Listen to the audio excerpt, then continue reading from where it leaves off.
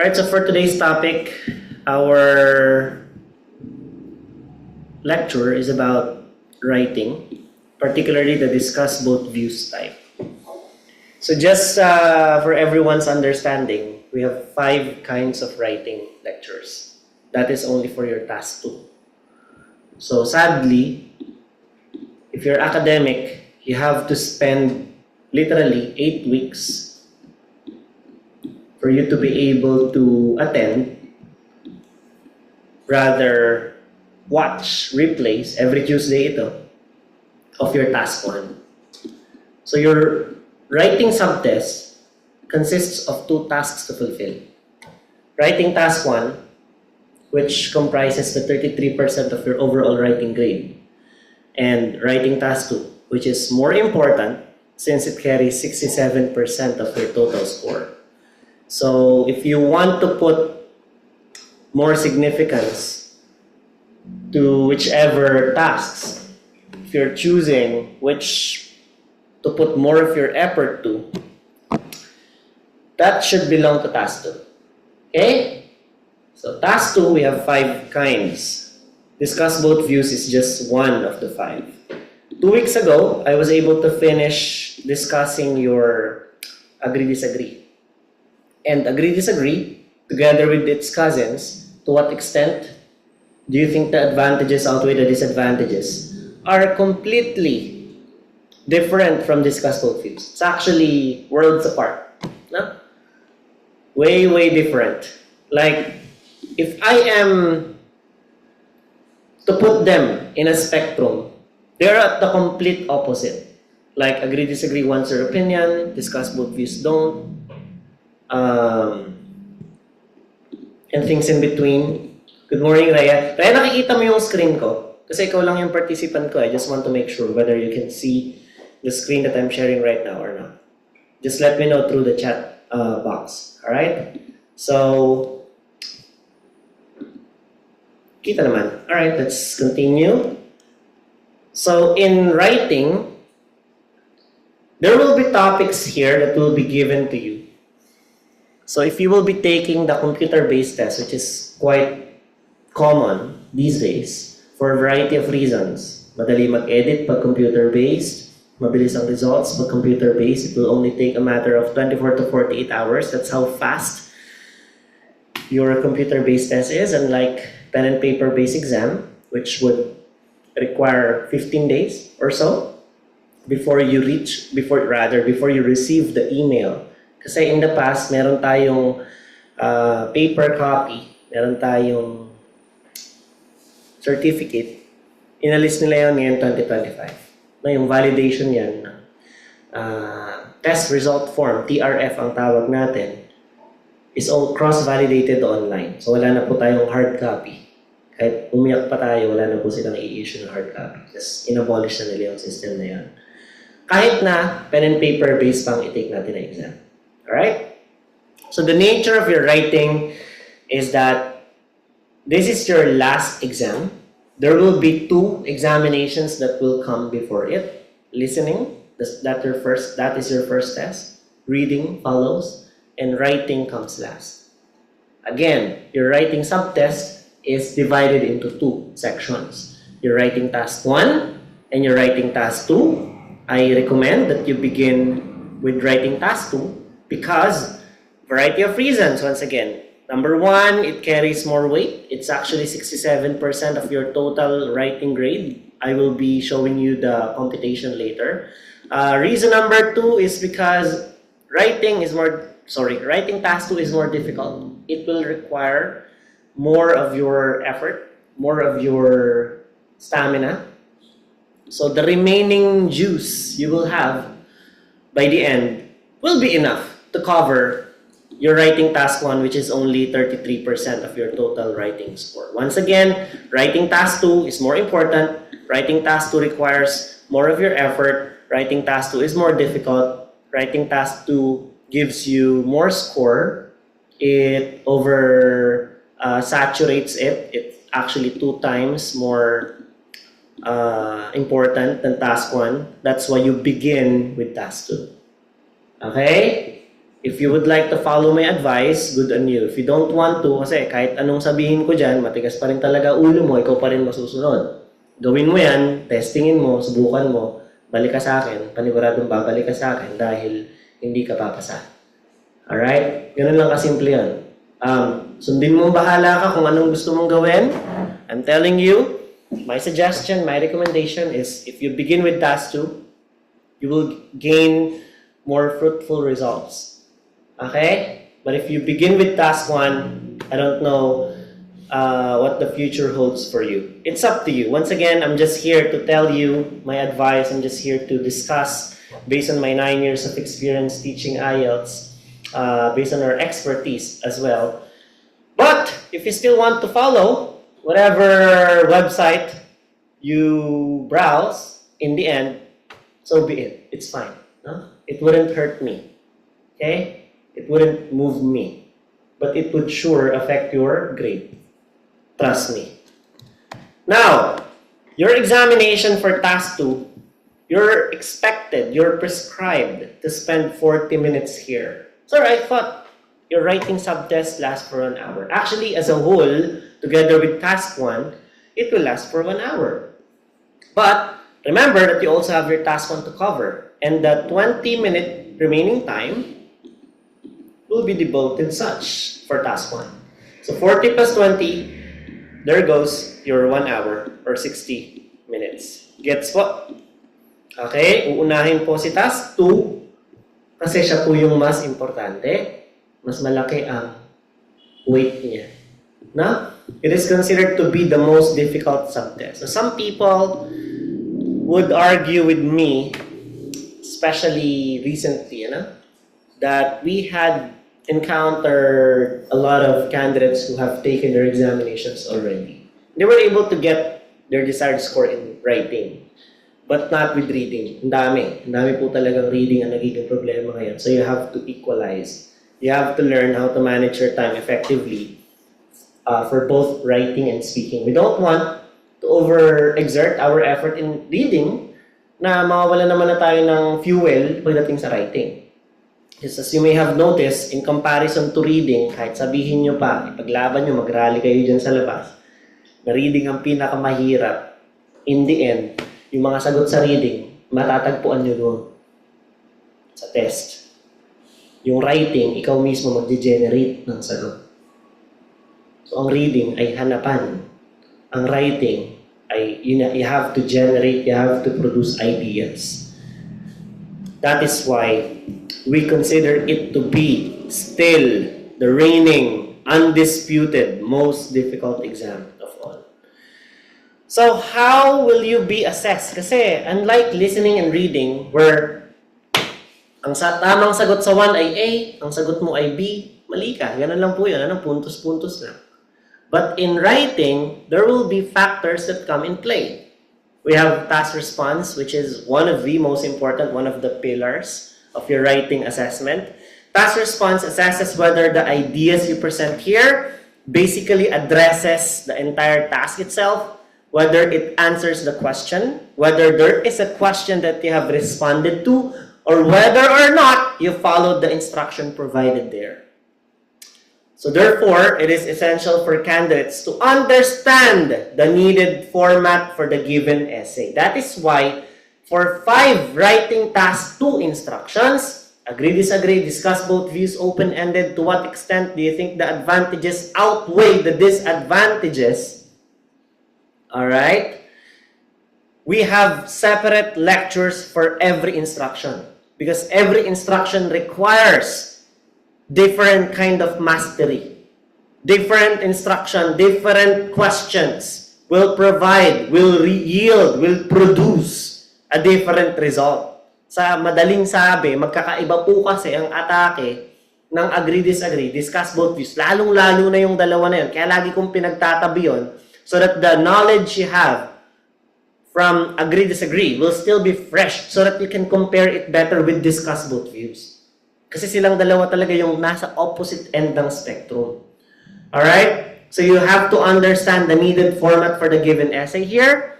You also have to follow instructions. In the instruction, it is clearly stated, you are recommended to spend 40 minutes on this task, write at least 250 words. So since this write at least 250 words is also part of your task, failure to comply in this instruction will invite the examiner to give you low scores in task response. That's how simple. Ang task response, tatagalugin ko po, ay pagsunod sa instruction. Dahil parte ng instruction si 250 words, hindi ka umabot sa 250 words, ang ibig sabihin lang nun para sa mga examiner, hindi ka sumunod sa instruction. Dahil hindi ka sumunod sa instruction, ibabagsak ka sa task response. Ganun po kasimple. No? Alright.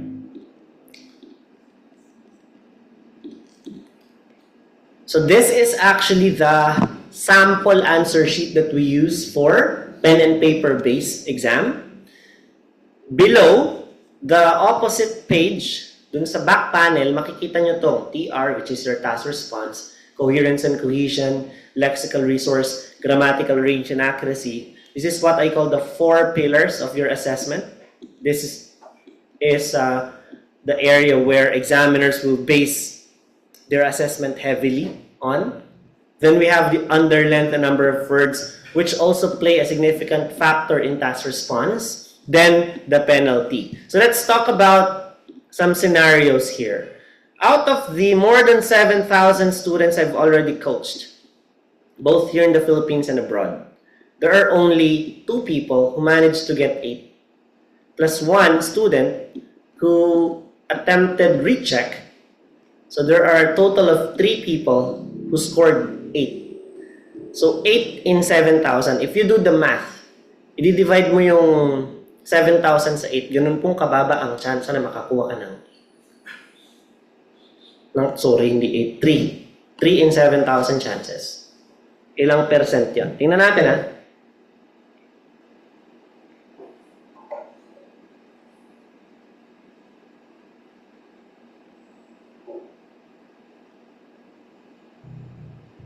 .04.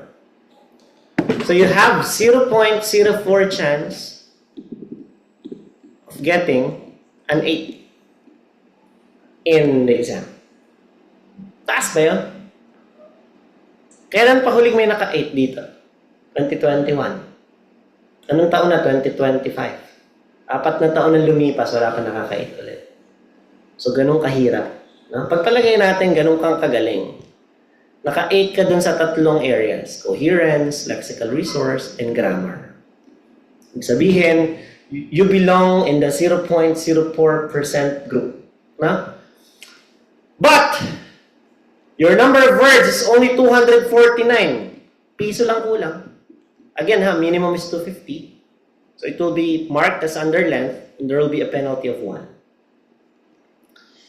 Your automatic TR will gain 5. You add them together, you get 7. 8 plus 8 plus 8, 24 plus 5, 29 divided by 4, that's 7. 7 pa rin yan.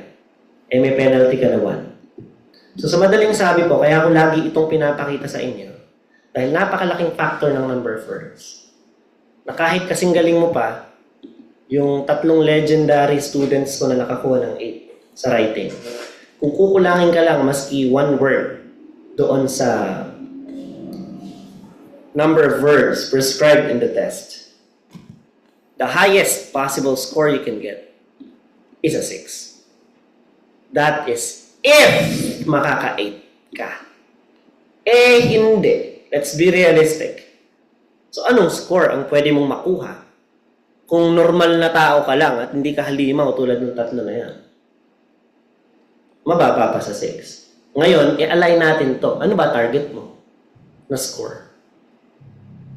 Nakikita nyo yung realidad. So, mahirap pong makuha yung kahit anong score na target mo kung hindi aabot sa minimum number of words ang essay mo. Malinaw po ba tayo? Tagalog ako ha. Tinatagalog ko kasi kanina pa ako English ang English, walang tumitingin sa akin eh. Pag Tagalog, nakakikinig kayong lahat eh. Oh. Malinaw, naiintindihan. Isa lang po ang ibig sabihin nun. The number of words is a very integral part of your essay writing. Even 1 word short will make you miss the bus going to Canada.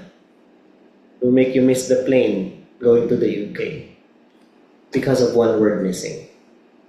Luckily, if you will take the computer-based test, meron po kayo dyang word counter. So it's easier for you to track whether you are on pace of submitting this on time with adequate number of words required to fulfill the task. Otherwise, once again, we know that your paper is bound to fail. Okay, I just want to be realistic. I just want to be blunt with you. So, task response, that is the ideas. That includes the number of words. So it brings us back to the first question. How can you possibly write a 250-word essay about a topic that you don't know about? Diba? It all boils down to how much preparation you made for the test. How well did you prepare for the test? So let's see some random discuss both views question that we have here sa group. No?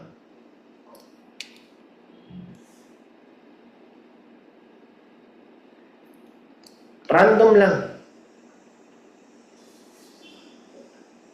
Hanap tayo ng mga tanong na natanong sa mga students ko before.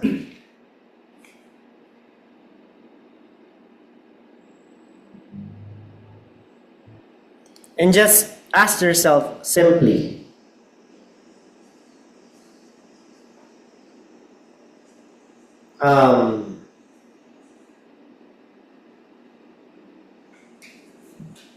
whether you can make it or not in the test.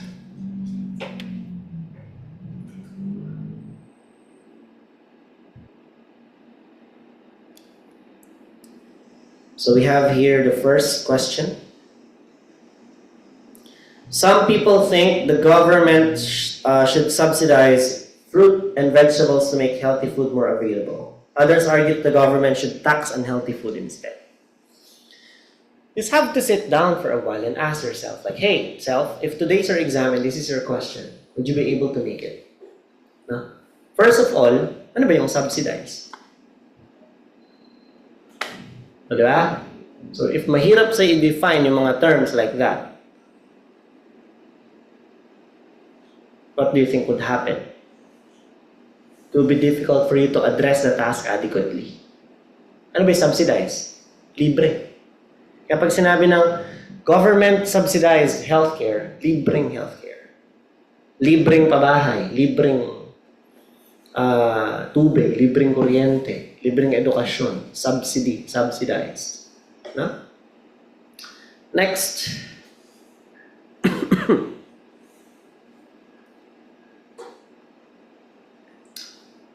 Some people believe that in the future, most cities will become unlivable due to pollution and overcrowding.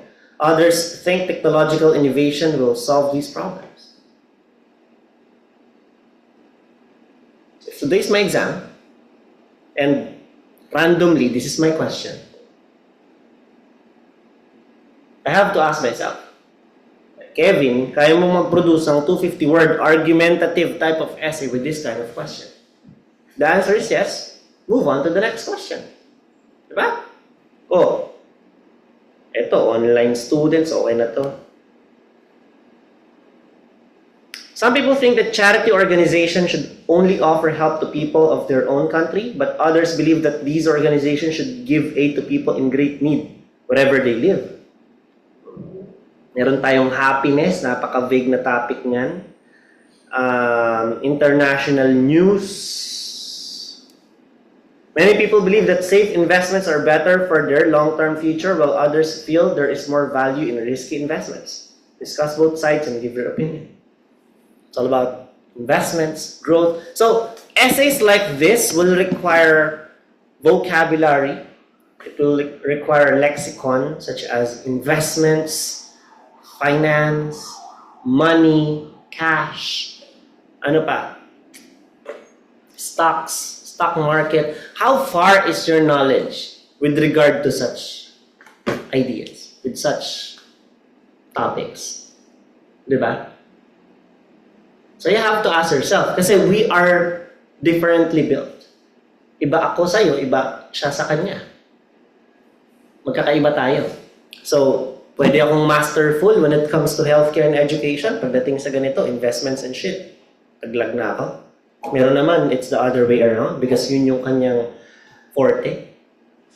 Doon siya magaling eh. Hindi ako masyadong magaling dun eh. So what do you have to do? You have to read those questions in advance with aim of asking yourself, which among these questions do I know of? And which among these questions will make it difficult for me to proceed to the next level? So that's the first thing you have to do. After that, read newspapers related to those topics you don't know and read essay samples so that you can be fully equipped before your examination arrives. Coaching also is a realistic thing to do prior to the test. So those are the combination of factors you must be able to secure on a regular basis. Reading questions, asking yourself which among these will become problematic. So those problem questions for you, you need to make yourself more aware about them. Because who knows, they might pop up on the test. So read about them, enhance your knowledge about them, enhance your stock knowledge about them. So that you have ammunition, may bala ka pagdating ng exam. Kasi di ka na pwede mag-cellphone dyan, di ka na pwede magtanong sa amin pag nasa exam ka na. E paano kung wala ka palang alam doon, di ba? We don't want to be ignorant. We know that questions like these appear. So those questions we are afraid of, face them now because luckily, it's not yet your exam. Clear? Okay. So that is your task response. Alright? Eh, number of words lang pala eh. Lagay ko na lang dyan yung recipe kung paano iluto yung sinigang. Ba, o kaya, Jack and the Beanstalk. Once upon a time, there was a boy named Jack who lived with his mother in a tumble-down house. Kung ina. Eh, binasa ng examiner, ginagago mo kami, Sige, off topic ka, 4 ka, gago. Sige, kala mo, hindi sanay gumanti mga examiner, Oh. Ano pa, memorized. Kahapon, hindi ko alam kung umattend itong estudyante na to ngayon. Hinahanap ko kasi siya talaga. Siya ang kailangan kong umattend talaga. Ayokong pangalanan to, no? Pero shout out kung papasok ka o mapapanood mo to. Mapakagaling ng estudyante na yun pagdating sa speaking, no? As in, ine-expect ko siya maka 8, maka 9 sa speaking, maka perfect. Galing talaga ng estudyante na yun. But nagpa-check siya ng writing sa akin kahapon. Discuss both views. Kaya nga ini-invite ko sana siya ngayon. Gusto kong i-highlight itong memorized na topic or memorized na idea. Na ayaw kasi ng mga examiners ng ano ko ba ito i-discuss? Sige. Pakita ko na lang sa inyo live. Saglit lang ha sa mga nasa Zoom.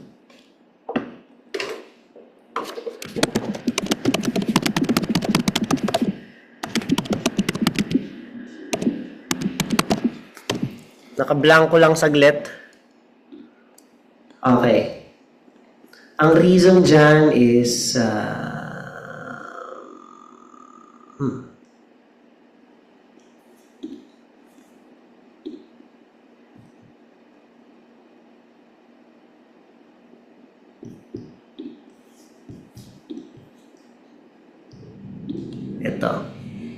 ito tayo kay IELTS list.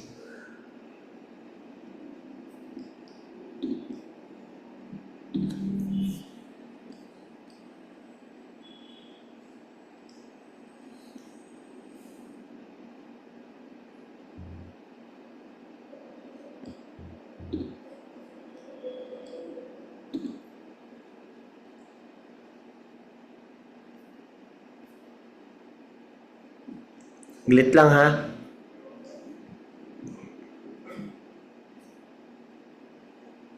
Yan. So meron ako ditong sample sa website. Simple Google search lang ito, no? Pakita ko lang. Gusto ko lang i-prove yung point ko. Ang dami pong sample ng IELTS writing online. Like a simple Google search will give you tons of samples. So in this sample right here, ito, yung nakalagay na this essay agrees. Ito po yung isa sa mga sintomas na pag nakita ng examiner, automatically, nilalagay nila sa memorize ang essay. Bakit? Halos lahat ng makita mong sample online, nakaganitong format. Nagigets niyo yan? Ulitin ko lang ha. Bakit masamang i-memorize? Because they want original ideas coming from candidates. Coherence and cohesion, task response has something to do with content. And content, both task response and coherence, should produce original set of ideas.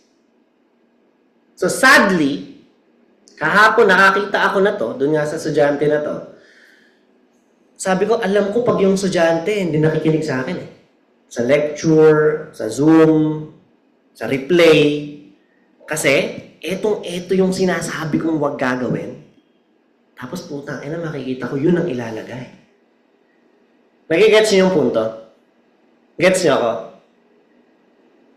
Binabawal ko na nga kayo dito eh. Tinuturo ko na nga na, huy, huwag niyong gagawin to ha. Kasi pag nakita ng examiner to, patay, memorize. Ang laki ng penalty ng memorize. Ginawa mo pa rin. Ibig sabihin, lang nun, hindi ka nanood ng lecture, hindi ka nag-zoom, hindi ka umattend dito sa klase, hindi ka nanood ng replay. Anong ibig sabihin nun? Sayang mo yung review. Nag-google ka, dapat di ka na nag-enroll sa amin. Di ba? Manonood ka lang pala sa Google, magsisearch ka lang pala sa YouTube, doon ka na lang. Sayang lang in-enroll mo, hindi ka rin pala makikinig sa amin. Ibabagsak ka din. Dahil ito, matatag yan as memorize. Ang laki ng penalty niyan, -2 yan. O, paano kung naka-8 ka na pala? -2, 6 ka na lang. Di ba? O. Tigas sa ulo mo eh. Lalo ng mga academic na matatanda, napakatitigas ang ulo, ang kukulit. Ito. Wala na mas titigas ulo pa sa mga academic. Sobra. Yan ang sino mga academic dito? Kulit nyo eh. No? Nagets niyo yung point? Bawal na nga eh. So, ilalagay mo pa, tapos magtatawanan tayo. Pag-patik, sayang eh. Okay? Alam niyo, may talent kayo. Ginaguide lang namin kayo para i-polish yun. At i-improve yung writing nyo ng maging proper. Para may fighting chance siya. Pag chinek ng examiner, maganda ang assessment. Ayaw naman natin. Bibigyan ka ng score. Ilan?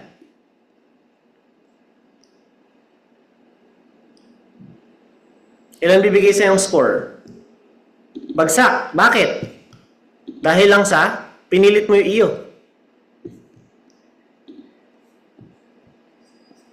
Nakuha? Tangina. Tinatanong eh. Oh. Memorize. Ano pa? Eligible. Para saan to? Pangit ang sulat. Pag pangit ang sulat mo, malaking bawas sa score. May lecturer kami, 5.5 ang initial score. Hindi kami nag-hire ng hindi lagpas sa 7 ang writing. Nagpa-recheck. Naging 7.5. Bakit? Dahil dito sa eligible. Hindi maintindihan. Walang makaintindi. Maski sino sa British Council. Pinatawag siya. Basahin mo sa harapan namin yan. Oo nga, ang ganda. Naluha pa nga sila. O, 7.5 ka pala. Diba? So, kung magpe-pen and paper-based po kayo na exam, ganda-gandahan nyo naman ang sulat. So, kung computer-based, hindi mo naman na kailangang mag-alala pagdating sa handwriting and style because fair naman tayo pagdating doon. Iisa lang ang font na ginagamit. So, bakit dalawa examiner box? Well, si examiner 1 talaga ang iyong examiner. Siya yung original examiner mo. Examiner 2 only comes into the picture if you will avail what we call the EOR or Enquiry on Result. This is only going to materialize, if you will, be having your exams rechecked. So sa recheck process, meron po tayong video niyan, ipapaliwanag namin si recheck, yung proseso niya, tsaka yung combination ng score na tinatawag. Ngayon po, may bago na rin tayo, yung tinatawag na One Skill Retake or OSR na gusto ko lang pong linawin sa mga estudyante na interesado sa tinatawag nating OSR or One Skill Retake. You have to confirm it first sa inyong visa agent, sa inyong visa partner, sa inyong school, kasi hindi lahat tinatanggap yon. Dahil bago pa nga lang na konsepto So ano ba si One Skill Retake? Napakasimpleng konsepto. May 4 kang subtest. 4. Sumablay ka sa writing. Pinarecheck mo. Hindi pa rin umabot. Tinake mo yung writing lang.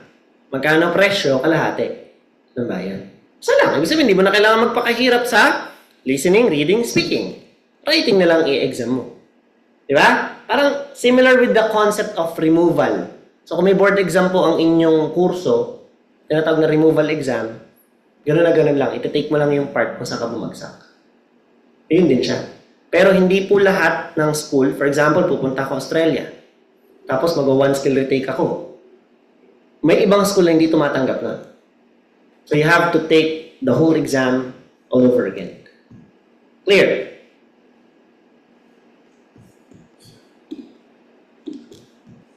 And then we have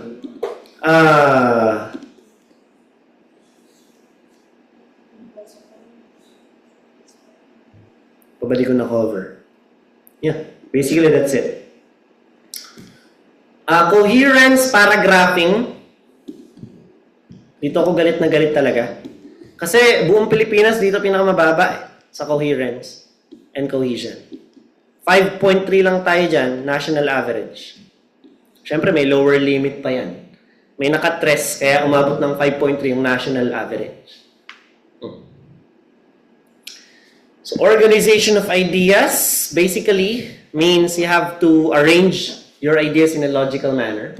You have to use proper paragraphing techniques. Logical flow, how do you transition from one idea to the next? How do you move from one explanation to the other? It also follows the part of an essay and the corresponding function.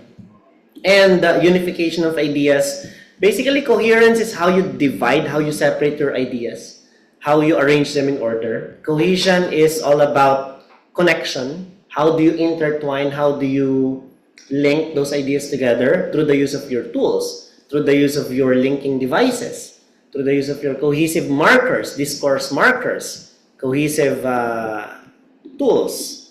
So, coherence and cohesion can be aced simply by being clear. Like, what is the point of this paragraph? What does this paragraph tackle? What is the paragraph about? If this paragraph is introduction, this is what we have to see. This is what we want to see in the introduction. If this paragraph is the body paragraph that explains your first view, well, it should saturate, it should be well saturated with ideas about the first view. And so on and so forth. So one point at a time. You don't want to throw all your cards in one go.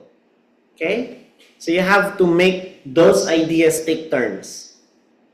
Transition them properly. One idea, one point at a time. You have to ensure that there's clarity between the points you're making. So, I just want to focus first on coherence. Coherence, paragraphing. How many paragraphs? 4. That is why I know if a candidate, if a student follows our instructions or not. May magpapasa dyan ng 5, may magpapasa dyan ng 3 paragraph, may magpapasa ng 6. Ako nagsasabi sa'yo, masisilat ka. Nag-aaksaya ka lang ng pera. Kung nagtatapong ka ng pera, bigay mo na lang sa amin. Kung di mo na kailangan ng pera, bigay mo na lang sa amin. Kasi kung magpapasa ka ng essay at discuss both views at lalagpas sa 4 o kukulangin sa 4 yan, tinapon mo lang ang pera. Yun po yun. Wala pong lugar sa mundo na magtitake ka ng IELTS tapos discuss both views, kulang sa 4 o lagpas sa 4 na paragraph, ang papasa ka. Ako nagsasabi sa'yo. Alright? Eh sir, bakit po doon sa nakita namin sa Google, ganito nga kasi yan. Kaya ang daming website sa Google. Tingnan nyo ha, pupunta nga lang ako dito eh. Oh. Di ba? Punta lang ako dito. Discuss both views question. Ayan oh. Okay, nag-scroll ako ng bagya. O, meron ng leggings na binibenta sa Shopee. Nakita nyo? Okay, bakit sila post sa website? Gusto ko lang ipaunawa sa inyo. Kasi they want internet traffic. The more clicks their website gets, the better revenues they will gain. Mas marami silang kikitain kasi ads to. Binabayaran sila sa paglalagay ng ads. So ano ba yung gumawa ako dyan ng essay, copy-paste ko, maghanap ako dyan sa Google, gumawa ako ng website, i-run ko siya. Kasi ang daming uto-uto na Pilipino, di ba? O, ilang porsyento ba ng test takers ang hindi nag-review? 70%. Tingnan nyo, ang laki. So, sabihin na natin, 200,000 test takers sa loob ng isang taon. Both British Council and IDP. 200,000. 200,000. 70% or 140,000 hindi naka-enroll. Hindi nagre-review. Ilan po ang tsansa na makakuha ka ng 7 sa writing sa unang attempt? Band 7.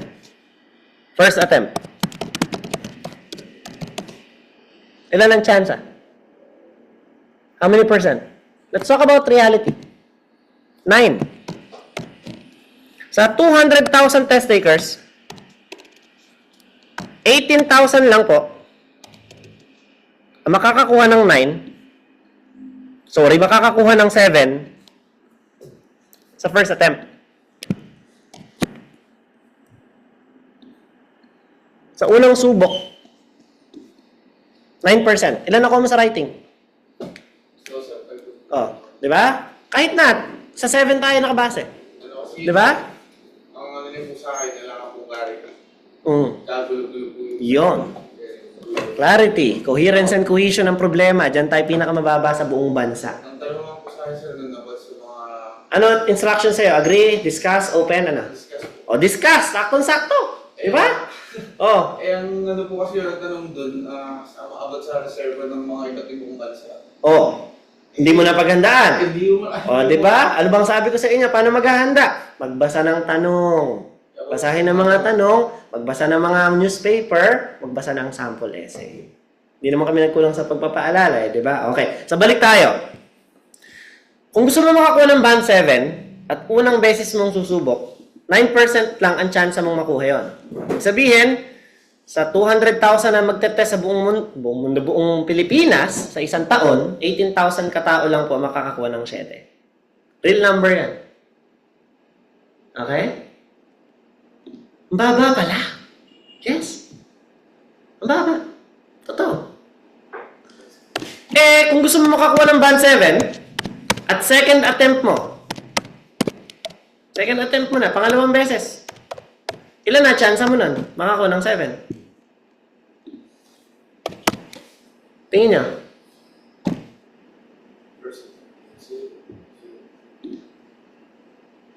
Ilan na? 56%. Laki ng tinalon. Naiintindihan nyo? Gusto ko makita nyo yung figure Simpleng mag-aaral ako. No? Take ako ng IELTS. Kailangan ko ng 7. Pucha, hindi ko nakuha. 6.5 lang. First attempt. Hindi ako nag-review. Dahil parte ko nung 70% ng test takers sa Pilipinas na hindi nag-review na umaasa lang kay Google, kay ChatGPT, kay YouTube. Eh, sabi nung nanay ko, pag hindi ko pa ito nakuha, itatapwilan nila ako sa pamilya. Pag di ka pa nakakuha ng 7, hindi ka makakapag-Australia, hindi ka na namin kikilalaning anak. Ginanong ka ng nanay mo. Kaya tumataas ang tsansa ng pagbibigti ng mga kabataan, di ba? Alright? Tinakwil. So, natuto na, di ba? Natuto. Anong ginawa? Nag-enroll. Lower. Ano ba yung enrollment natin? Ay, 7.5. Ang mahal naman. Magkano ba exam? 14,000. O nakalimang beses ka nag-take ng exam. Meron nga kami dyan, 4 na beses at saka pa lang nag-decide mag-review. Tapos sasabihin sa amin, kamahal. Yung ginastos mo ba na 4 na 14 mil, hindi ba mahal?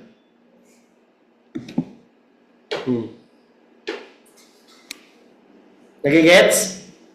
Bakit tumaas yung tsansa na nakakuha sila ng 7 sa second attempt? Na nakakuha ng 7 sa writing sa second attempt? Dahil natuto na! Ay, pucha, mahirap pala yung IELTS. Kailangan ko pala mag-review. Nag-review. Sineryoso. Nakuha yung score. Yan po. Number lang yan, pero may history. Numero lang yan, pero nakita natin yung kwento. Nag-exam, bumagsak, nag-review, pumasa. Kaya kung first time mo magte-take ng exam, at nandito ka sa review center namin, nalalaman mo na ngayon yung mga mali nila. Kaya nga may lecture din kaming common mistakes eh. So that we can understand which paths did candidates of the past took so that I can avoid them. Which mistakes, which errors they commit so that I can avoid them. Because if I commit those errors again, if I commit the same mistakes again, tulad ng paglalagay ng this essay will discuss, talagang gigil na gigil ako sa anak ng shit na yan, eh mali nga yun. Kababagsak mo yun. Okay? So, paragraphing, how many? 4. Introduction, body paragraph 1, body paragraph 2, conclusion. Simple. There's no complication. You just have to understand that, agree, disagree, to what extent do you think the advantages outweigh the disadvantages are opinion kinds of instructions. And they require 5 paragraphs. If you write fewer paragraphs or more than intended, you fail. Again, in the coherence and cohesion aspect where many Filipinos succumb. This is where we fail mostly at. If it is discussed both views, you understand that the number is fixed. This is 4 paragraphs. Introduction, body paragraph 1 and 2, and concluding paragraph that serves as your closure. That's the end of the story. Okay? Clarity will take you there. Clarity gets you there. Vocab. Words must not be copied from the task description. Why? Why aren't we supposed to copy words from the task description? What's the reason? Sir, bakit bago tayo mag-quote ng salita sa task description? Sa walang buwan mo pag-review sa amin, ano sa tingin mo dahilan? Why words must not be copied from the task description? Repetition? Aren't we allowed to repeat? Yeah. We're allowed to. We just don't want to make it obvious. Because if you are going to copy exactly what is stated in the task description in your introduction, imagine if I'm in the examiner's position. What would I feel? What would I think about you? Remember that the entire title of VLR is vocabulary and lexical resource. They wouldn't think of you as a person, as a candidate who is resourceful when it comes to words. And if you're not resourceful when it comes to words, they will give you a failing score in the vocabulary department. Now, the good news is, in the vocabulary department, mataas tayo dyan. Sa buong Pilipinas, 7.1 ang ating national average there. Regardless whether you are a first-timer or a second attempt test taker, it doesn't matter. We have a high score yield production in lexical resource. Again, avoid highly technical words or jargon, especially medical terms. Bakit kailangan daw natin i-avoid yung jargon? Ano ba ang jargon? Words that only few people can understand.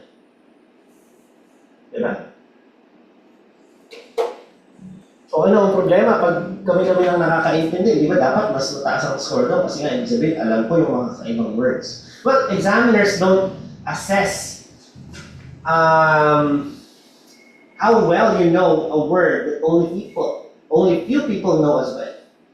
They assess how well you use a certain word that functions well with others. So vocabulary and lexical resource also assesses your sentence structures.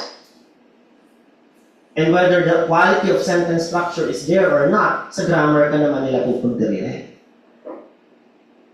Ano bang example ng mga jargon?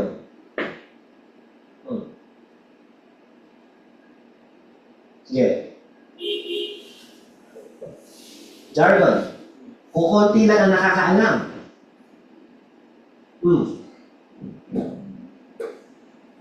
The word. Medical term. Bago sa'yo. Ba, sinabi ko, when I talk about the behavioral tendencies of young people when it comes to their food choices, unhealthy habits, unhealthy eating habits, ang nilagay ko dyan is the glucagon-like peptide antagonist receptor. GLP-1 agonist. Naiintindihan mo? Ano ibig ko sabihin? Hindi. Naiintindihan mo ano ibig sabihin? Wala. Ako na nakakaintindi. So, ibig sabihin, gusto kong suluhin yung idea. I don't want to share it with everybody else. No one understands me. Is that a good enough essay? No. It should encompass, it should let majority who can read understand what you know. O bawal din tayong gumamit ng regional or localized na terms. For example, escalator. Diba? Dito lang kasi sa atin yun. Ano pa? Apartel. Yung mga tinatawag natin na Filipinoisms. Senatoriables. Wala namang mga ganong salita eh. Invento lang natin yun eh. Oh. Nagpunta ka sa UK, kung tawag nila sa TV, BoobTube. O, ibig sabihin ba, dapat yun ang gamitin ko na pamalit sa TV? Hindi pa rin. Dahil localized lang yun eh. O. Ang tawag ng mga Australian sa basura, garbo. Dapat ba yun ang nilagay ko sa essay ko? Hindi rin. Dahil sila lang nakakaalam nun eh. It has to be international. It has to be able to encompass the majority of the population who can read and understand English. That is what the examiners are asking us for when it comes to essay writing. Redundancy. Ito pinakamadalas kong makitang sample ng redundancy. The vast majority.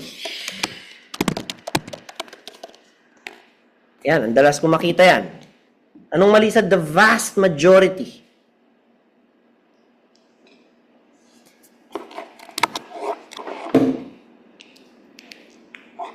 Ala bang mali dyan? Yung vast, malawak, majority, karamihan. Sa lang ibig sabihin ng vast majority, malaki, karamihan.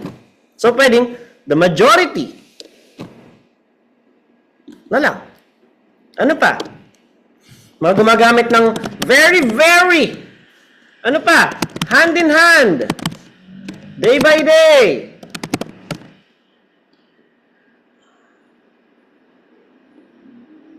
Many, many. Repetitions. Avoid them. Avoid using contractions. Bawal yung mga shortcuts. Bawal to. Dapat there has, not theirs. Don't use informal vocab. Bawal din magmura. Bawal magmura. Uy. Bawal bad words, ha? That's the first rule. No cliches. Ano ba yung mga cliches? Mga paulit-ulit na mga kasabihan. Kasawa. Tulad ng time is gold. Ano pa? Health is wealth. Nag-lecture ako. Sinabi ko, bawal itong mga health is wealth, ha? May nagpa-check sa akin estudyante, kabungad-bungad, health is wealth. Putang ina mo, lumayas sa harap ko. Bawal nga eh, yung pabinungad mo. Ano pa? Quotations. Idiomatic expressions. Ano ba idiomatic expressions? Ano ba to? Idiomatic expressions. Idioms. Ano yun? Informal way of communicating. Halimbawa, I will give an arm and a leg just to go to Australia right now. Literal ba nang bibigyan mo ako ng braso tsaka paa? Diba? Hindi. Ibig sabihin nun, I'll do everything. Ano pa? Break a leg. Pabaliin mo ba talaga yung leg mo? Hindi. Good luck ang ibig sabihin nun. Ano pa? Hindi na ako bumura. Ano? Hindi na ako bumura. Hindi na ako bumura. Mas ako ulit. Babago na ako. Hindi. Pag sabing idioms, it's raining cats and dogs. Hindi naman literal na umuulan ng mga aso eh. Ibig sabihin ng it's raining cats and dogs, ang lalaki ng patak ng ulan. Ano pa? Ano bang example nito sa Tagalog? Wala ata tayo sa Tagalog eh. Mga Filipino idioms.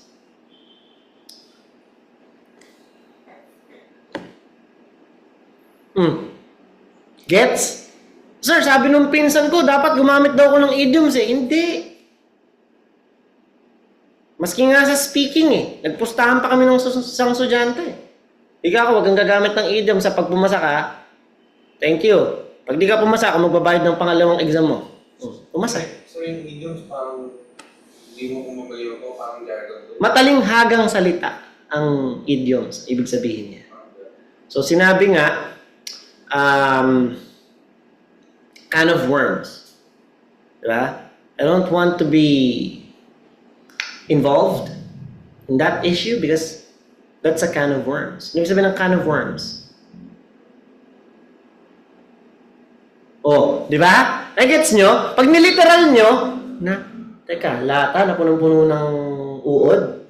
Hindi siya literal eh. It should not be taken literally. Sabi ng can of worms, it's controversial. Being involved there can lead you to trouble. Oh, I see red. Diba? Ano sabi ng I see red? Galit na ako. Sa atin kasi, ang idiom natin, nagdidilim yung paningin. Sa kanila, pula. Nagigits yung punto? Paint the town red. Ano sabi ng paint the town red? Elementary pa kayo? Elementary to. Grade 5, tinuro. Idioms. Sa mga nasa Zoom, sige. Walang mag-Google search ha. Ayla, Rhea, Richelle. Ano sabihin ng paint the town red?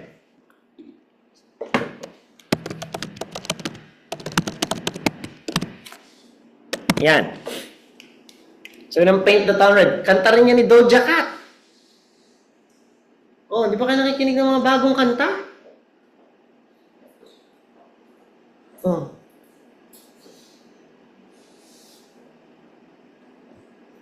So, ano ba yung tatlong participants? Ayla, Rhea, Richelle. Siguro matatanda din itong mga to, kaya hindi nila to alam. Alright. Ang ibig sabihin po ng paint the town red ay magwalwal, magpakalasing, mag-inom. Diba? Anong kinalaman nun? Paint, tapos town, tapos red. Anong kinalaman sa pag-inom niyan? Yun na nga yung punto eh. Pag niliteral mo siya, wala siyang sense. Pero may ibig sabihin siya, nakakaiba doon sa original words niya. Yun yung idioms. At bawal tong gamitin sa essay. Kaya good news, kung hindi nyo siya alam, ngayon, okay lang. Masaya kung hindi nyo alam. Bakit? Kasi hindi nyo siya magagamit eh. Okay lang. Oh.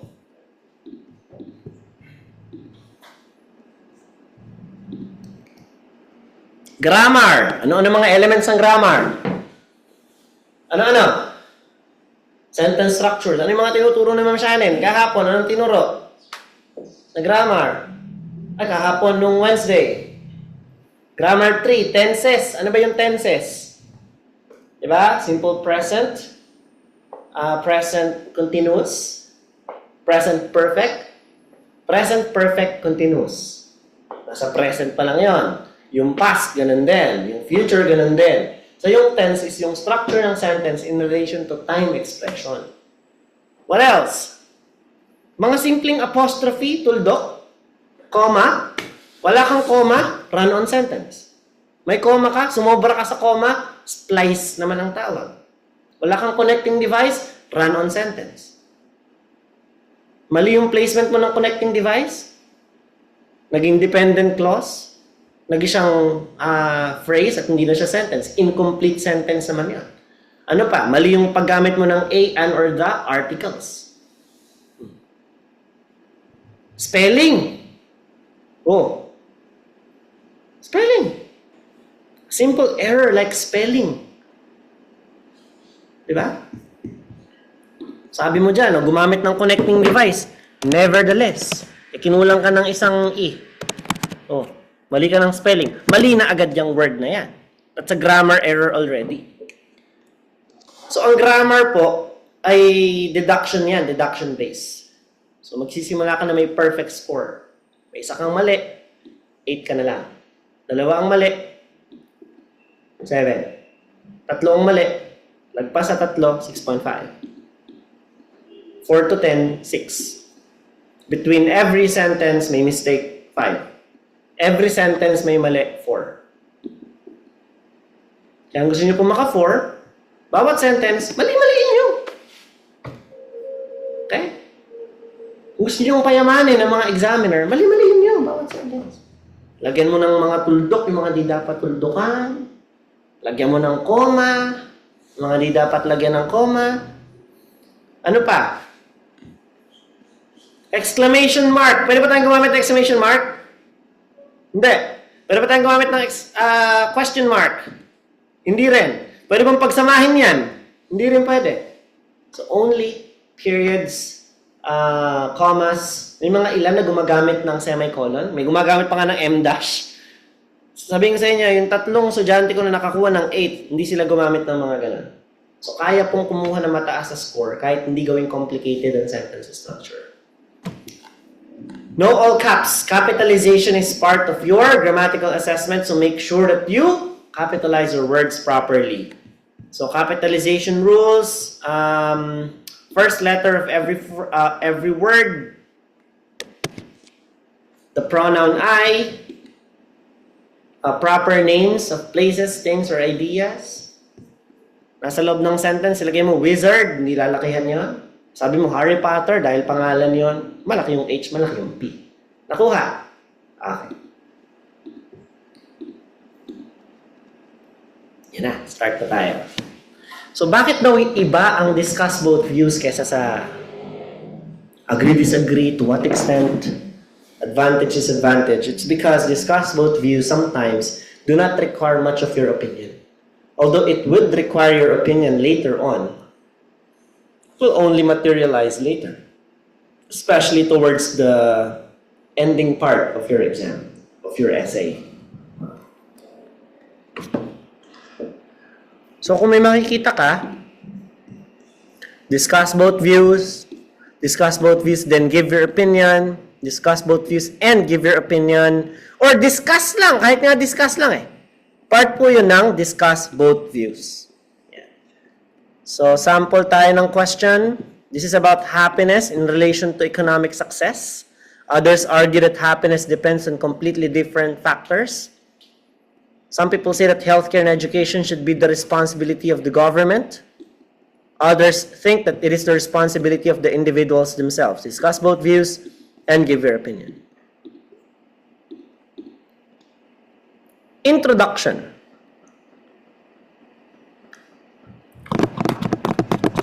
Opening statement, be neutral about it. No need for you to say you agree or disagree with the concept. The two most important skills you must have in discuss both views, especially in the introductory paragraph, is the combination of your generalization plus paraphrasing. What is generalization?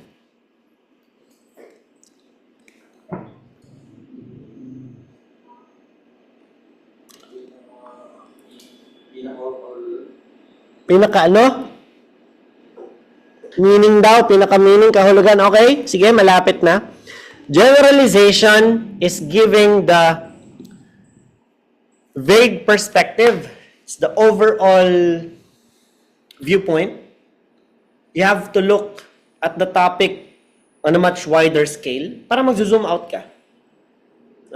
Kumbaga sa movie, palayo yung camera para makita mo yung kabuuan. Pag sinabing general, nilalahat, dinadamihan, sinasali ang marami. Kaya bawal kang mag-specify, bawal kang magbigay ng mga words ulit ng like, ng example sa introduction kasi nga, that's not part of generalizing. Okay? Paraphrasing, it's actually a very integral skill because this is where you can avoid repetition. So in paraphrasing, there are two techniques that we need to combine. The first is rewording, or basically changing the words into its synonyms. Obviously, there are several occasions which you don't have any other synonymous counterparts for a word. So you can also opt to changing the sentence structure to give your essay introductory paragraph an overall different kind of vibe. Alright? So how long should the introductory paragraph be? Well, around 2 to 3 sentences would do. The first sentence is generalization. Second sentence, second or third even, could be the introduction of your viewpoints. Both your view number 1 and number 2 must be included here. So basically, what your introduction should contain are all the elements, all the important features of your task description. And do not forget, you are not required to pick a side. You're not required to give your opinion here. Again, part nga ng question, discuss both views and give your opinion, then give your opinion, since basically your opinion will materialize later pa, not at the beginning. What I want you to do here is just to discuss, to explain, to generalize, to paraphrase the task description as your legitimate introduction. So, pakita natin siya in action. So, paano natin siya ginagawa? So, some say that knowledge from experience is better than knowledge gained from books. Ito yung view number 1. Some say that it is the other way around. Ito naman yung view number 2. So, parang sinasabi sa view 1 na experience. So, view 1. Experience is better than books. Diba?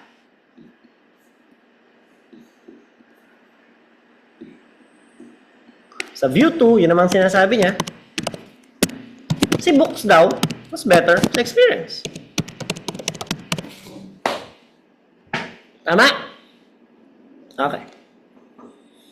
So yun dapat ang maging nilalaman ng iyong introduction.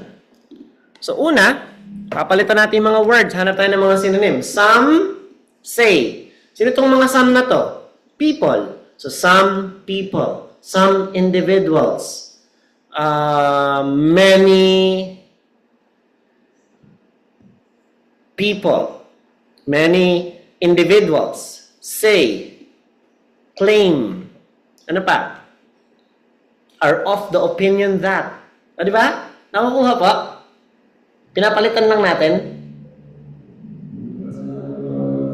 Okay? So, some. Papalitan mo ng many. A lot. Pwede rin a lot. Oh. Sige, gawa tayo. Tulungan ko kayo. A lot. A lot of people today claim.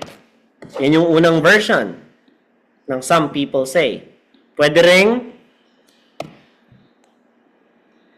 many individuals these days are of the opinion that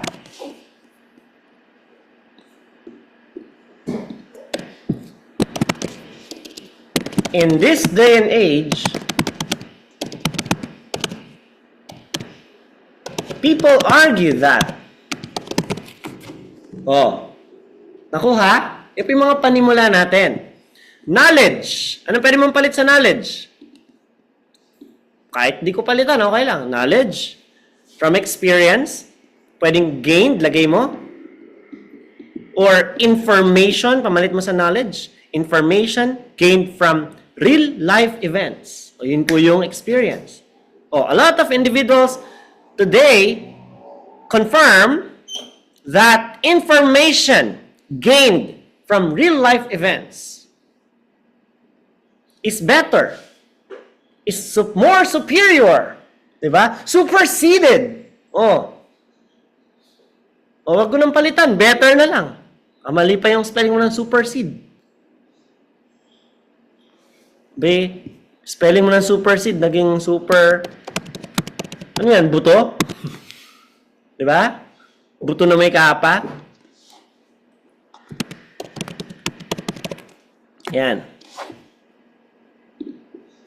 It's better than reading material. Pamalit natin sa books. However, yun yung ating contrasting argument,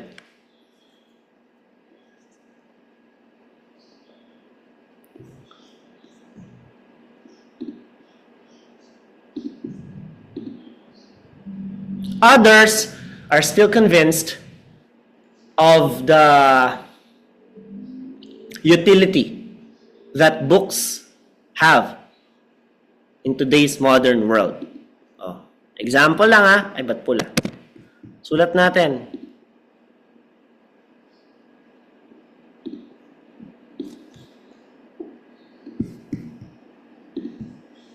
So dito ako sa many individuals these days are of the opinion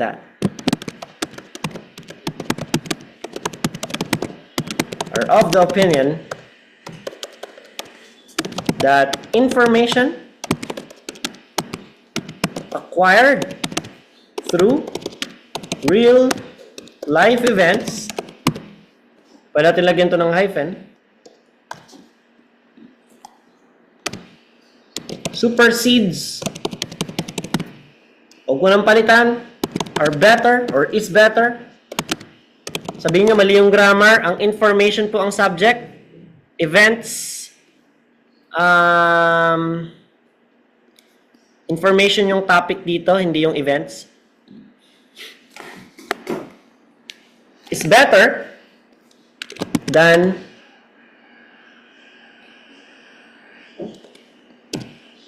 reading materials. Meanwhile, however, despite this, others are still convinced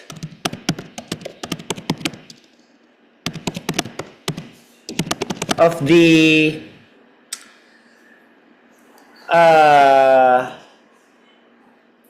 attributes, benefits that one can gain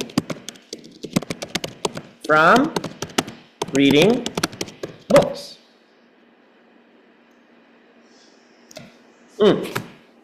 That's our introduction. Sabi nyo, matagal mo na kasing ginagawa yan Hanap tayong random.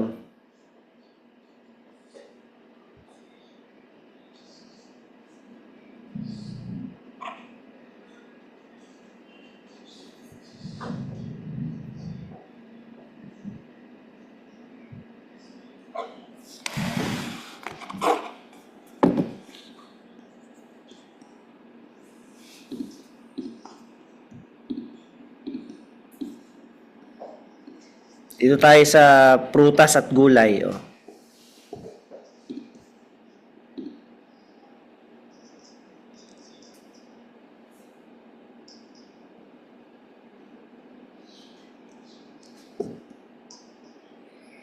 Some people think blue para hindi masakit sa mata. Some people think that the government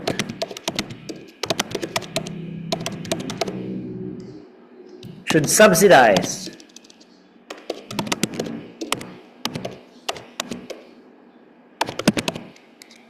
fruits and vegetables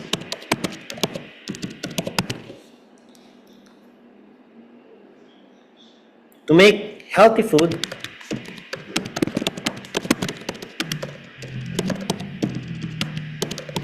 more affordable.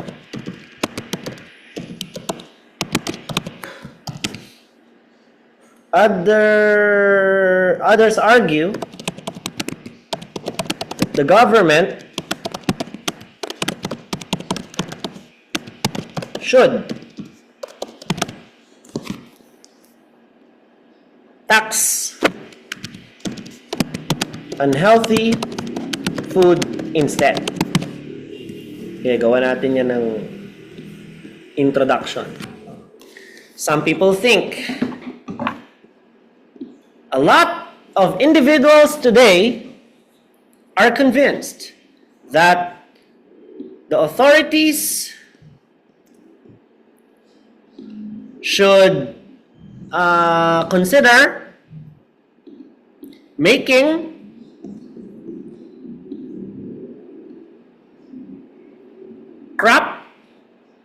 various crops free for the citizens,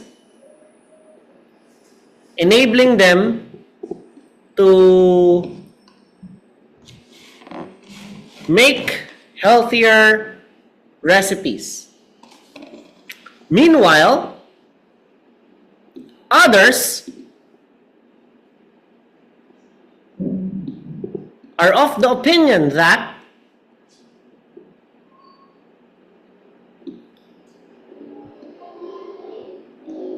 the state should impose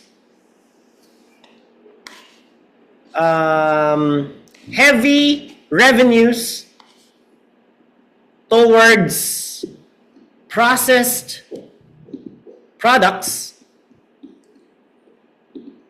as an alternative. Tapos ang introduction. Diba? Dali. Segundo lang. Oh. Kaya? Ganun lang po ang introduction. Kung ano ang nilalaman ng task description, yun lang ang imi-mirror ng introduction. Papalitan mo lang siya ng ilang words. Kasi ang sabi ng examiner, ang batayan nila sa vocabulary, ang introduction daw, dapat may 4 hanggang 6 na bagong salita apart from the task description para i-consider nila na bigyan kanila ng 6. Ibig sabihin, kung lalagpas ka sa 6 words, 7 and above, your chances of getting a band 7 or higher for vocabulary becomes much clearer. Okay? Alright. Ito yung sample intro ko dati, mahaba-haba. Yan po yung ginawa nating framework. Ito yung isa ko pang version. Diba, ang daming pwedeng gawin. Many individuals are of the opinion that acquisition of information can be done easily through personal learning experiences. However, others claim that knowledge acquired from texts is a more reliable source. Oh, ito madali lang. Eating at restaurants is convenient for many people, but some prefer eating at home because it is much cheaper. Discuss both views and give your opinion.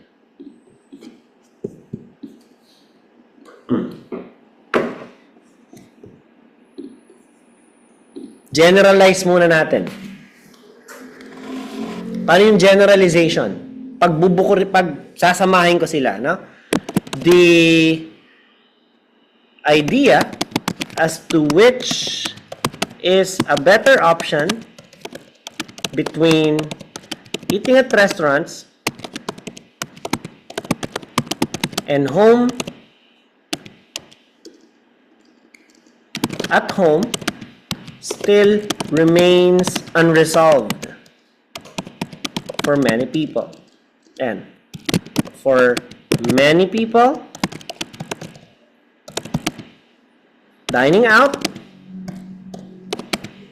provides them with convenience, while home-cooked meals or meals cooked inside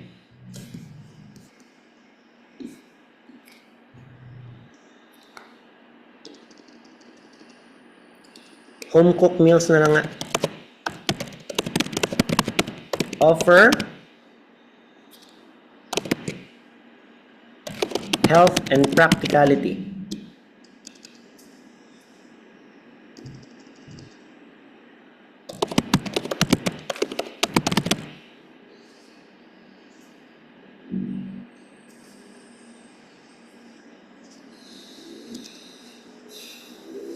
Yan.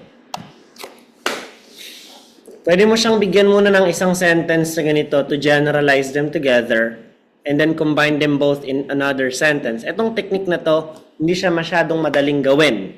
So if you want to stick with, many people today are convinced that dining out with family and friends offers them convenience. Meanwhile, a lot of families today opt to eat at home due to health and practical reasons. Tapos, kung yun ang gusto mong sundin.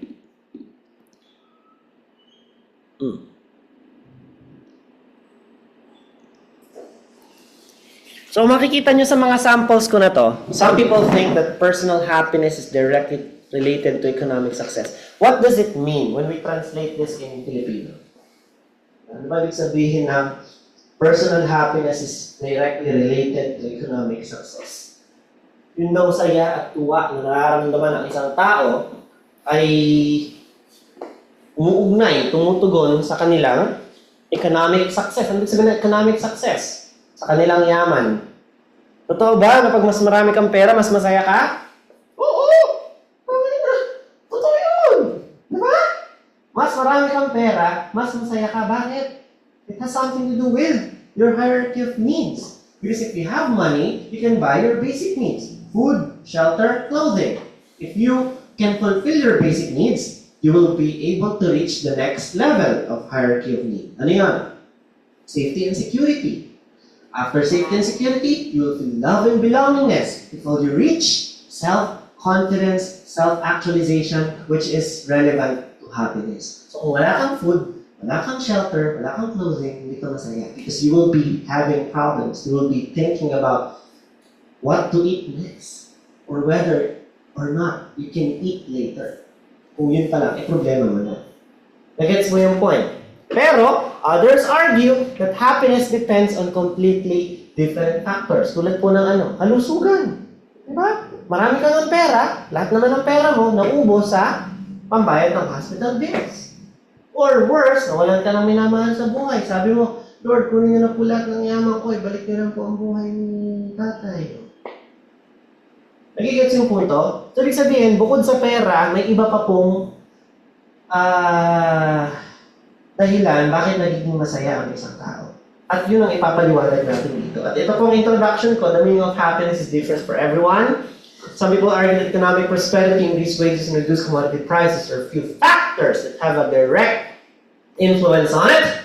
However, other individuals suggest that good interpersonal relationships with family, and health are among the factors for one to become pleased. Naka-highlight na po ng green and purple for contrast. Talagang pinasakit ko sa mata yan para makita nyo yung contrast. Nasaan yung green? Ayun siya. Nasaan yung purple? Ayun siya. No? Next. Some people think that the best way to reduce crime is to give longer prison sentences. Sabi ko sa green, some individuals assert that extending prison sentences is the best way to address the increasing rates of crime in many countries worldwide. Sabi sa purple, others believe that there are better alternative ways of reducing crime. Nevertheless, there are those who support alternative methods which they find to be more effective. Some people believe that the aim of university education is to help graduates get better jobs. Saan yung green?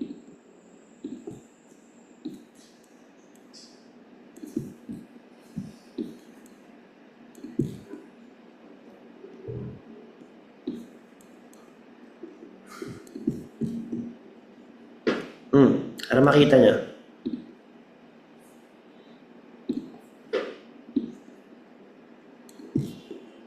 Sabi nila, bukod daw sa pagkuha ng trabaho, may iba pa daw benefit ang university attendance. Ito po siya. Para makita niyo yung link nila sa isa't isa. So after this class is over, together with the replay link of this video that is being recorded as of the moment, kasama din po itong PDF na to sa ipopost ko. Plus the orange book that contains the questions. Ito naman yung sa sports.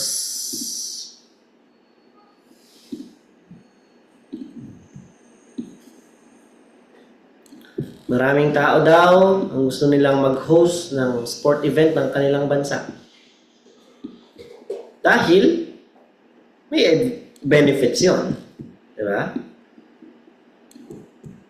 Nakaka-boost ng moral, nakaka-proud, nakakataas ng confidence, na-showcase natin yung ganda ng bansa natin sa ibang bansa. Makakapag-translate yun ng, makakapag-convert yun ng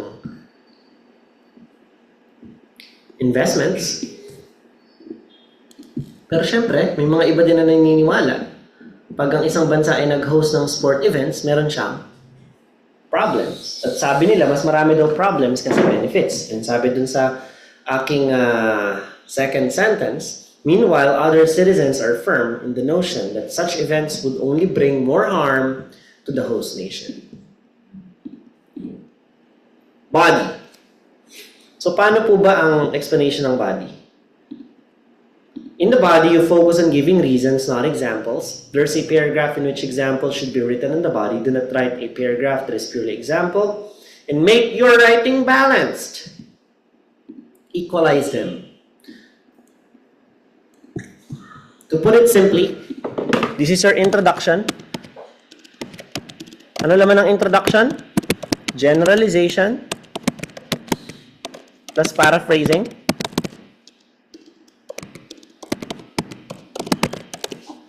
This should contain your two views already.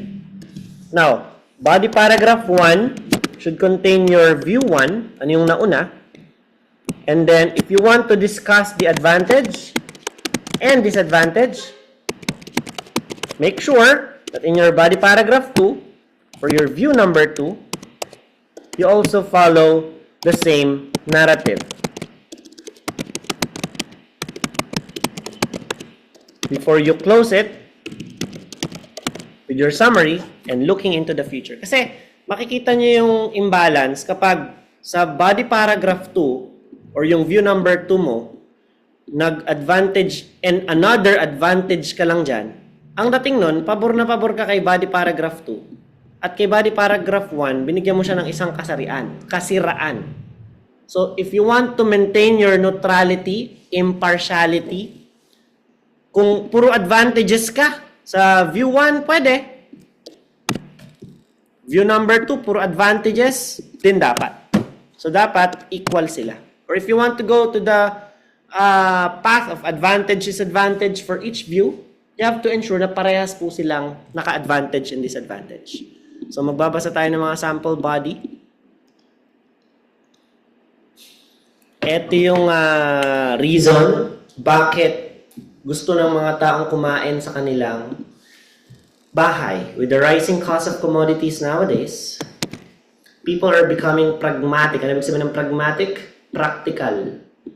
And just make their own dishes inside the comfort of their home.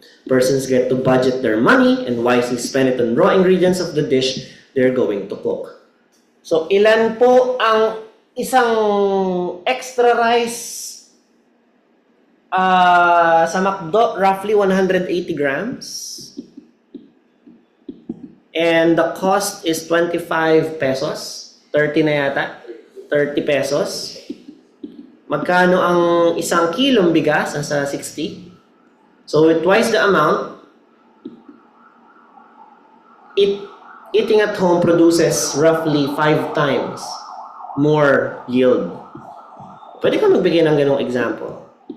In addition, more people, tingnan nyo yung more and more ha, no repetitions. Consequently, full knowledge of the nutritional value of the food they are eating is of utmost importance to these individuals.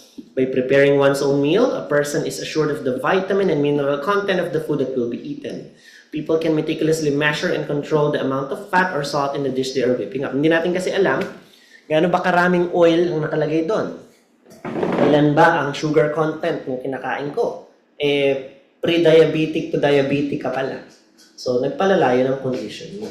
So, kung ikaw ay nagbibigay ng value sa iyong health, so preparing your own meal, pagbabaon, pagkain ng pagkain sa bahay, not only saves money para sa iyong first reason, but also is healthier.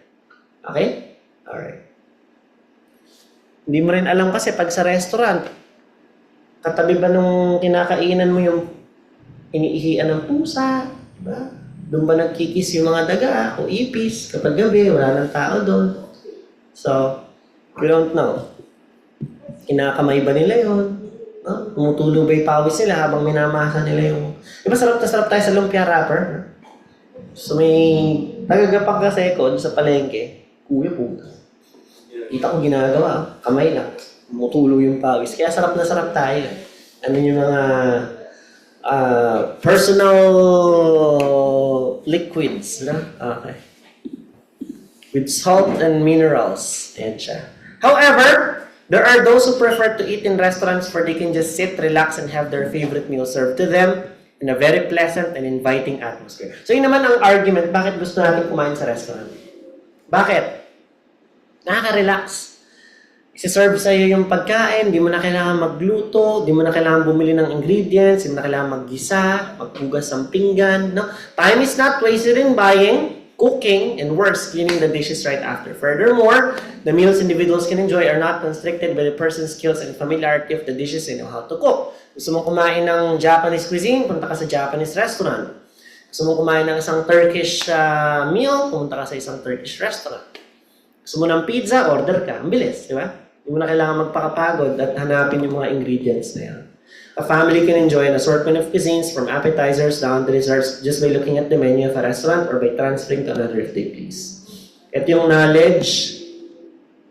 Ito naman yung reducing crime. Basahin niyo yan ha. Ito yung university education.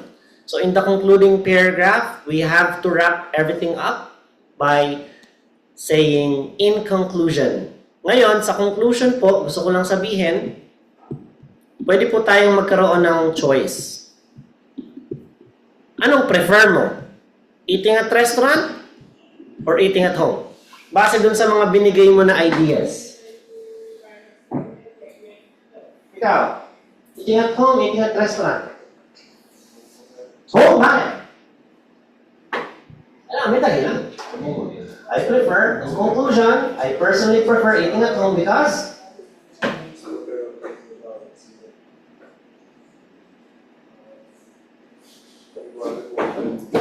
yes, I am assured, I am ensured of the quality and cleanliness of the food. Ikaw, restaurant o bahay?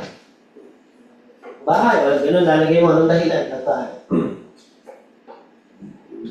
In conclusion, I personally find eating at home more favorable due to budget reasons. Pag-occasion po siguro sa labas. Pag-occasion sa labas. So, pag regular, sa bahay. Pwede mong pagsamahin. Ang kinaganda ng discuss both views, unlike agree-disagree where you have to only pick between two sides, you can actually pick both. Ikaw, bahay or restaurants? So, yun. In conclusion, or to conclude, di ba? Eating at home and restaurants offer their advantages. I personally find it better to consume regular meals at home, but I'm also open to dining out with family and friends whenever occasions arise. So, diba? Pwede mo siyang piliin parehas.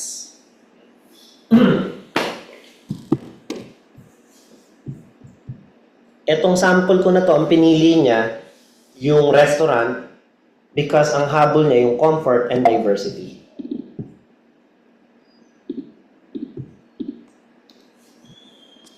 Ito yung sa university education. In conclusion, although one of the primary goals of university education is to get the best job, I believe there are clearly further benefits. If people continue to promote and encourage university attendance, it will lead to a better future for both the working population and the entire nation. Ito yung sa reduction of crime. I believe that there are clearly more effective ways to deal with this problem that governments need to impose. Sample natin to about betting. Hosting international events pala to. Ito yung happiness. Ito yung computer. So, paano magiging atake dito? Pakita natin ha. Computers are being used more and more in education. Some people say that this is a positive trend, while others argue that it is leading to the negative consequences. So, yung isang view, yung computers daw ay positive. So, yun ang magiging paragraph mo. Yung isang view naman, ang computers daw ay negative. So, explain mo lang. So, introduction, ganito lang atake dyan. Intro, body paragraph 1, o yung view 1 mo, which is positive argument for computer. So, ano ba ang positive argument for computer? Lalo na sa education. Diba? O, yun ang ipapaliwanag mo. Body paragraph 2, on the other hand, however, diba? View 2 ka na, ano naman ang negative argument against computers pagdating sa edukasyon? Oh. So, ang positibo natin dyan, siguro, people can study remotely, people can do their quizzes and examinations remotely, they can download resources easily, unlike before, when there were no computers, di ba? Learning has become much more interactive. Ibig sabihin, kailangan ng participation ng user using the computer. Anong negative argument sa computer? They serve as distraction. It gives you unfair advantage. Kasi lahat ng argument na kailangan mo, lahat ng information na kailangan mo, sinusubo na sa'yo. Because of that, you are becoming too laid back and you don't give much effort anymore. Wala na yung tinatawag natin na hard work pagdating sa learning and researching. Okay? So, ito po yung buong essay ko dyan. Basahin ko. With the highly technologically advanced world today, the delivery of education has also been updated with the use of various automated tools. Many people claim that this progress provides many advantages to learners. However, others oppose this idea since they believe that they only serve as distractions to students. Ito yung view number 1, advantage of computer learning. There are many positive impacts of computer technology to education. One of the many benefits is the ease of knowledge acquisition through research done online in the past. People needed to go to the library or interview individuals from far-flung areas for their studies. Now, students can do so conveniently using their gadgets. They could even watch videos of case studies and attend seminars even from the other side of the globe. In addition, teaching styles have also evolved to catch up with this trend. Instructors can give lectures remotely, especially during the pandemic when in-person attendance was limited due to coronavirus. On the other hand, many persons believe that computer technology offers more negative effects to the learners than benefits it provides. This is due to the reason that internet contains different applications and games which could potentially serve as distractions to students, especially the young ones. Gone were the days when learners interacted with one another to help with the group work, since they can just use their social media platforms to communicate with their classmates. Although this is very convenient today, the development of students' character through participating in such schoolwork is stunted. In conclusion, although the use of computers at school enabled faster and more efficient delivery of lessons as well as acquisition of information, my belief is firm that educational systems must meet the balance of students' interaction through activities and convenience brought by utilizing technological gadgets. In doing so, the system of learning would become more efficient that would lead to a better future. Ito medyo mahirap. It's about factors that affect child's development. Pakibasa po ito paulit-ulit mamaya. Ito naman, all parents want the best opportunity for their children. There are some people who think that schools should teach children specific skills, but others think that having a range of subjects is better for a child's future. Ito po siya. Ginawa ko siya in 8 minutes, 291 words. Ito po ang inyong assignment. Assignment. Pwede nyo picturean, pwede nyo kopyahin.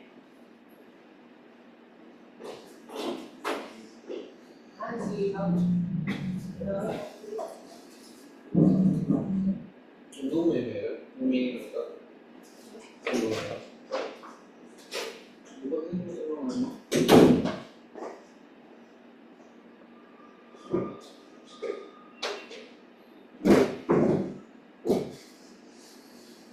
Kaya na kami nakakamay din sa irrigation.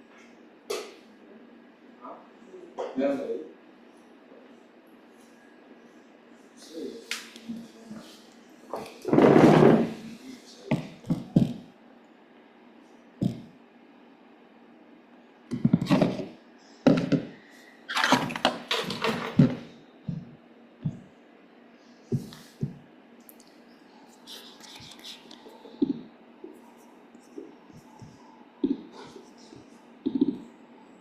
So kung gawin tong safe investments, dahil in the past challenge ito sa akin.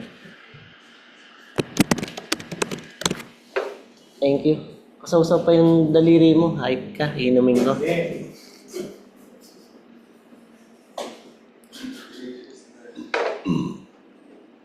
Believe that safe investments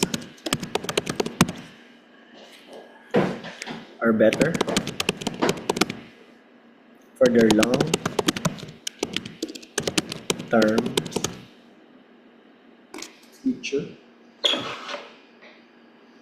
Ano isa kong cellphone?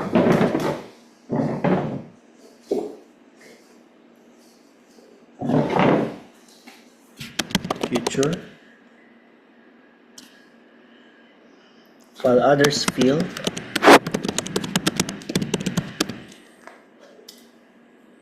there is more value in risk investments.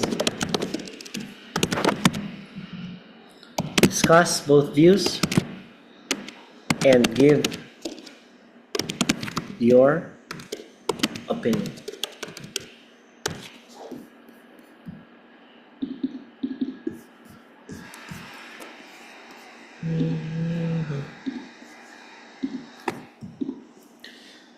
So we still have quite a few members. Alan, Ayla, Rhea, and Rochelle.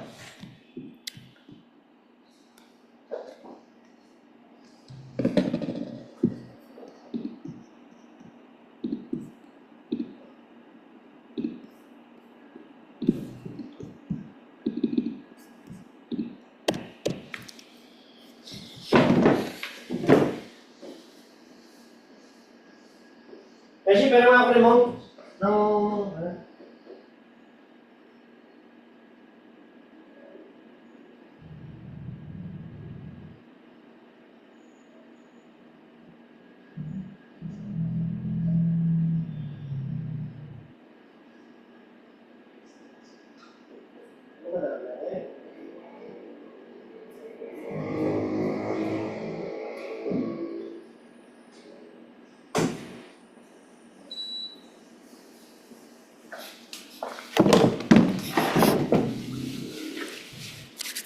oras 11:16.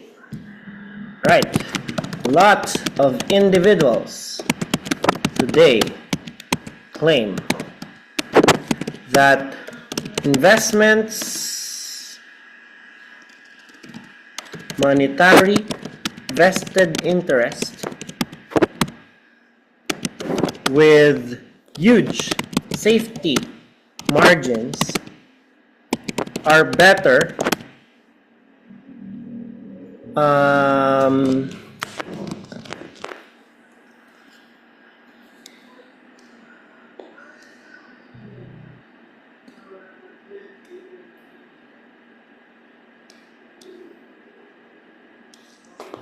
monetary vested interests with huge safety margins are better for longer periods. Meanwhile, others argue that true value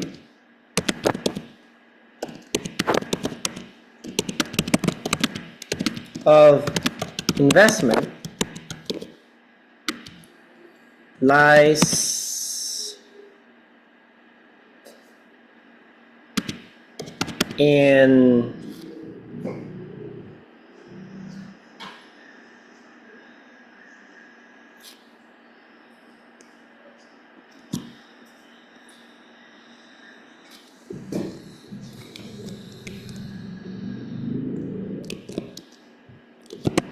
taking calculated risks.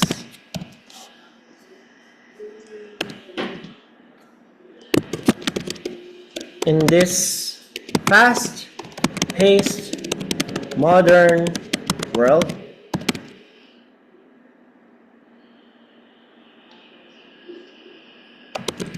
people are having difficulties balancing their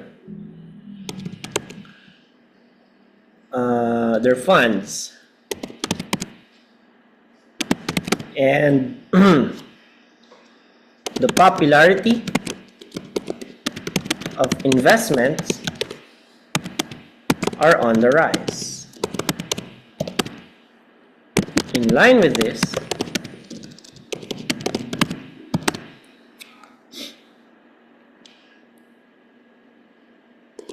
they confirm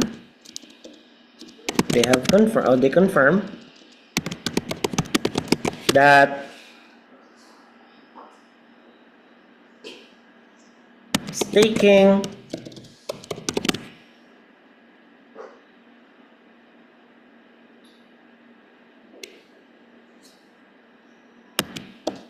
one's savings in a bank with long-term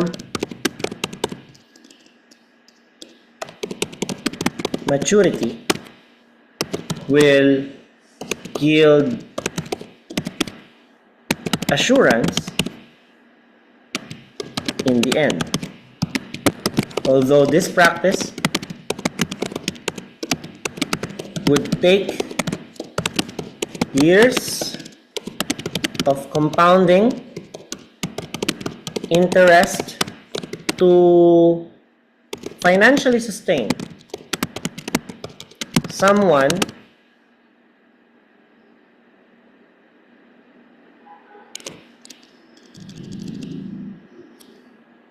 anyone, especially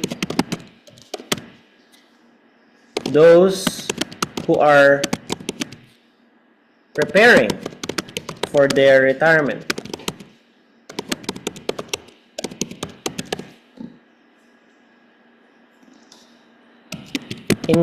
For example, to illustrate na lang, ano bang sample nito? Pag-ibig Fund ng Pilipinas. Ayoko mag-Pilipinas. Mag 401k tayo ng US. The United States of America has this 401k project which has similar social security revenues in other countries in aiding their citizens to be financially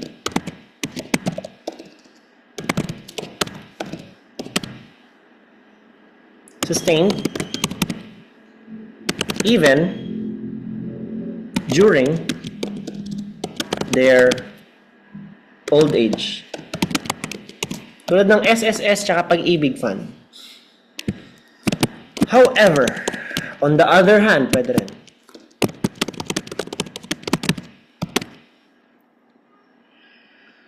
Some people could not wait for long periods of time as they want to experience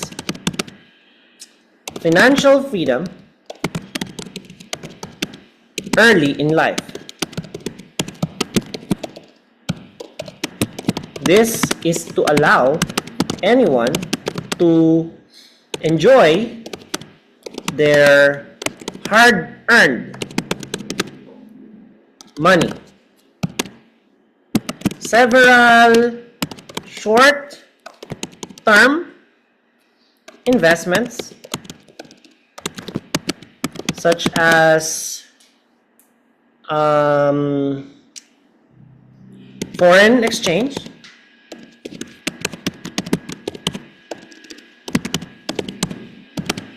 ano pa? Stock, foreign, and stock exchanges have been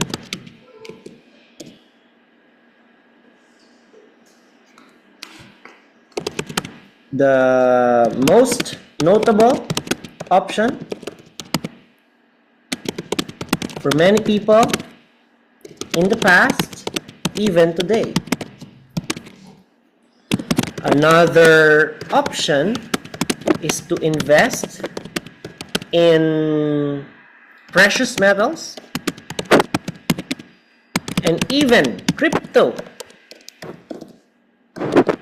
currency with promises of high rewards. However, due to their nature of volatility, sayang volatile pabago-bago, people are not guaranteed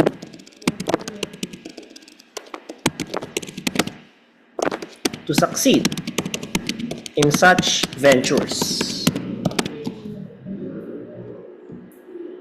To make things worse, matters worse, some of investment schemes that attract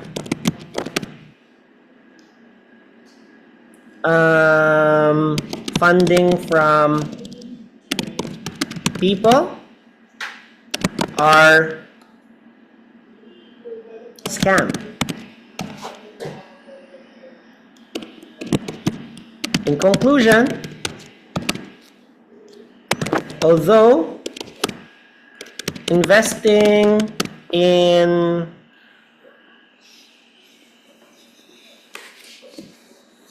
various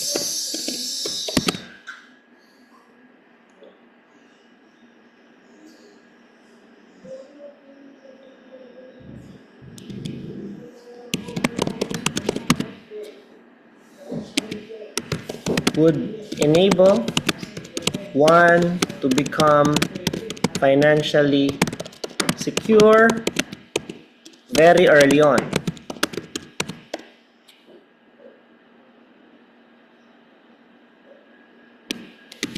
But the success rate is relatively low. Therefore, I am convinced that people should learn how to diversify their income for both long-term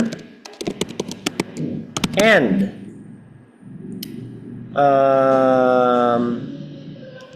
long and short-term ventures. This way, the guaranteed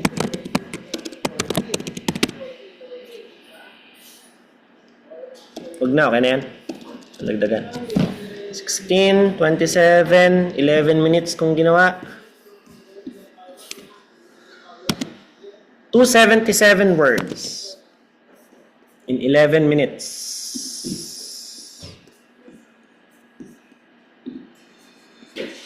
So yun, that's how you make an essay. Tanong.